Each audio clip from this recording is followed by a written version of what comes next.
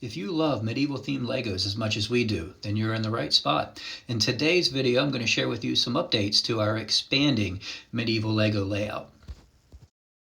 Right now we have two villages on our layout, one for the Black Falcon Castle and then also one for our Lion Knight Castle.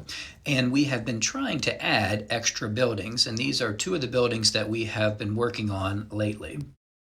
So our newest addition to the table is a nice little medieval themed house that is part of a set of two buildings that is designed by a creator on Rebrickable by the name of MIJbricks.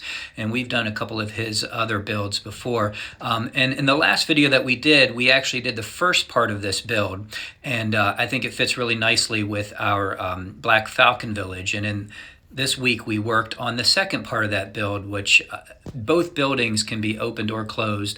They both have interiors. Now this build is not exactly like that, the design, because we were using as many of our pieces as we could without trying to make a purchase. But for the most part, it is what the build looks like, and I really like the look of it.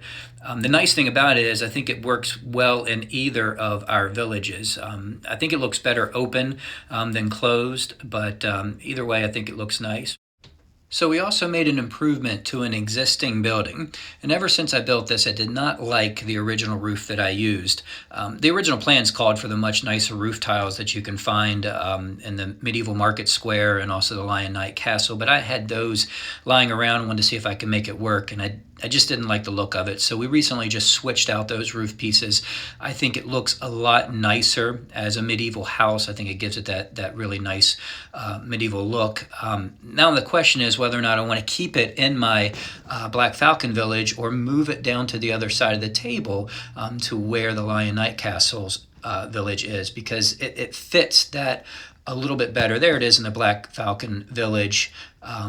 Again, it fits nicely, but it also, the style of the house is supposed to go more with the Lion Knight Castle. And then here's my newest build that I think also goes well with the Black Falcon Castle as well. And if I decide to keep that there, then I could move that other house up to the other side of the table where I think it fits a little bit better.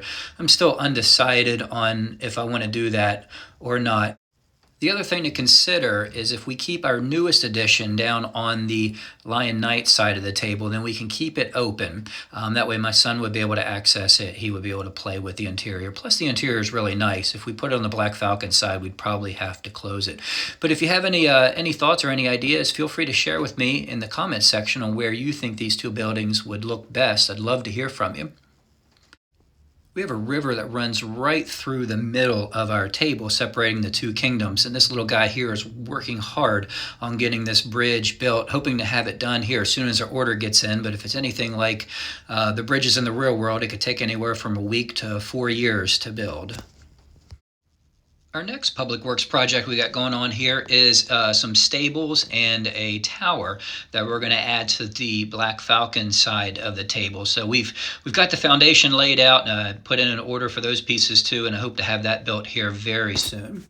We're also working on adding some elevation to the back corner of our table so that we can add a church to our Lion Knight village. And finally, what's been the greatest part of this entire experience is watching my son get to play with Legos the way that I did when I was a kid. Who's winning? Who is winning? Good guys. The good guys? All right. And by good guys, he means Luke Skywalker and several of the Ninjago ninjas who absolutely decimated the Lion Knights. It's a battle that you won't see in the history books, but the carnage was of epic proportions. And that's it for this video. If you'd like to see more updates on our progress as we continue to build our medieval layout, please be sure to hit that subscribe button. And until next time, happy building.